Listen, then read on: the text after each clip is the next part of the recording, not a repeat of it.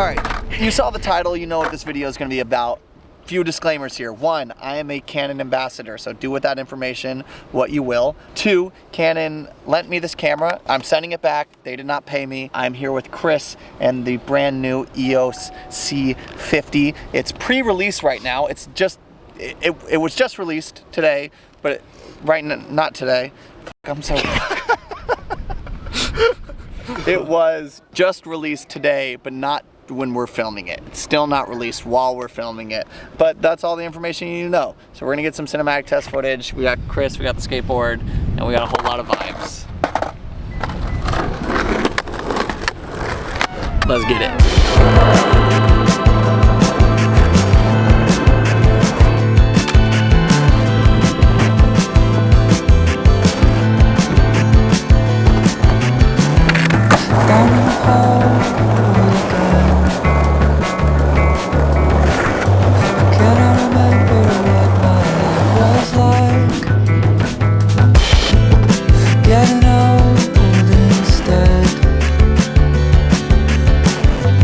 It's been a few since I got on my bike. You know the way to get right back to what today you like. Are you asleep, my friend? 'Cause I ain't been awake as much as I had thought. Can't try to pretend to explain all of these years I've got.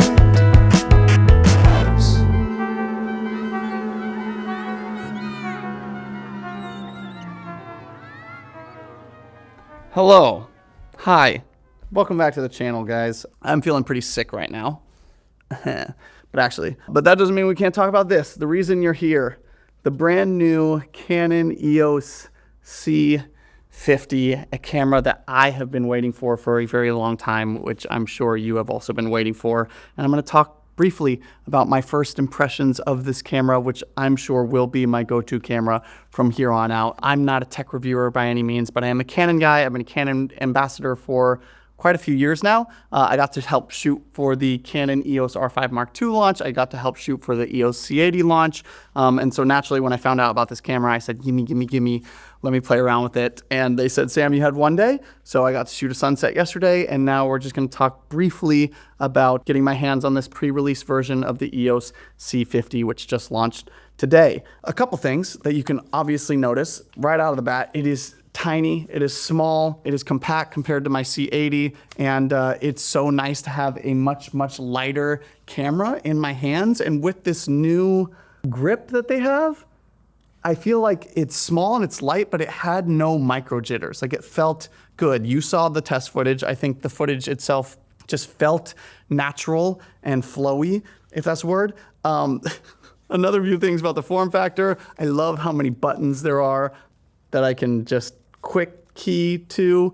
I can have like false color, I can have my waveforms, I can quickly fire between settings. There are so many different shortcut buttons on the camera itself. It has this new grip that I just talked about. You can actually hit record from the top of the grip, which is insane. It has XLR outputs and phantom power for my 416, which I shoot for audio, and it just feels good in my hands. Overall, just the form factor is awesome to have a small, capable cinema camera like this. And my biggest thing, which I'm sure a lot of you are gonna love, it shoots 3x2. I will put the actual specs right here. A lot of you know it as OpenGate, which uses the entire sensor. I shoot on anamorphic lenses every now and then, which makes that anamorphic look so much better. And to have that in a camera this size is something I am insanely excited about playing around with.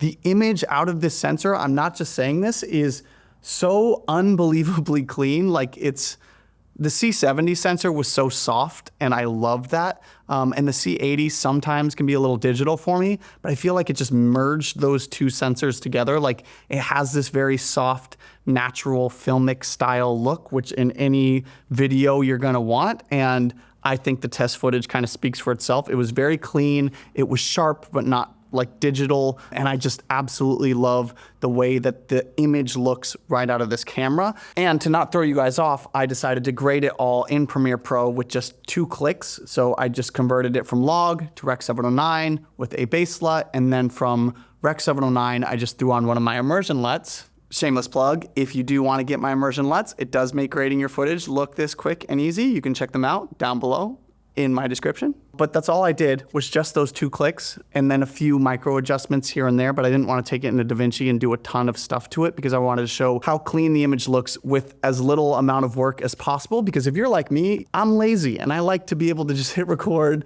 and then just click a couple buttons and have an incredible image, and that's what happened. So all of that test footage was not right out of camera, but just barely any steps to get that, and I love that. Canon color science has always been something that Canon's been good at, and I think this camera just stepped it up a little bit on that end. But if you want to know anything else about this camera, obviously you can check out Canon's website. It'll have all of the specs and all of that good stuff. You can check out like Gerald Undone or one of those camera reviewer guys that can actually tell you about the noise ratio and pixel stuff. That's not what I do. I like I'm a simple man. I'm an easy guy. I like that the image looks good, and when I'm like, ooh, yeah, it looks good, I'm happy guy. What a horrible frame.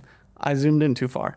Anyways, before I yap too much, a few things I don't love about the camera. At first, I wasn't stoked about that it wasn't 12,800 for the second base ISO. However, I will say, when I put it in at 6,400 for the second base ISO, I think the image was cleaner with less noise than the C80 at 12,800 ISO. And it was an insanely clean low light image. So I don't know if it's the new sensor or the fact that you can actually use the entire sensor, but it felt like a better low light option. I would have liked if it had IBIS, but it doesn't. However, it does have a digital image stabilization, so you can switch that on, but not in the 3x2 mode. A lot of people don't like IBIS in general, and I feel like it didn't have those micro jitters. So still pretty decent for what it is. And then a last little very nitpicky thing for me was it doesn't have built-in NDs, which I got very, very used to on the EOS C80, and I was getting greedy, and I'm like, please figure out a way to get it in this. But for what it's worth, for how small this camera is, I think the image speaks for itself. It was such a cool experience, and I'm sure you can find a lot more specs online and all that stuff, but I just wanted to actually show you test footage in the easiest environment, and I know I'm going to make a cool film with this in a few months eventually, but I wanted to show you guys something in the meantime. Woo! Look at me. I made a YouTube video about a camera. I never do this. I'm trying to get out of my head. That you guys comment, engage, like, send it to somebody that you love, and that's it. I don't think I have anything else to say. If you want to support me, you can grab my LUTs. And in the meantime, thank you, Chris Balderas, for helping me out. Thank you, Canon, for believing in me. Thank you, you guys, for rocking with my channel, dog. You're always here. All right, bye.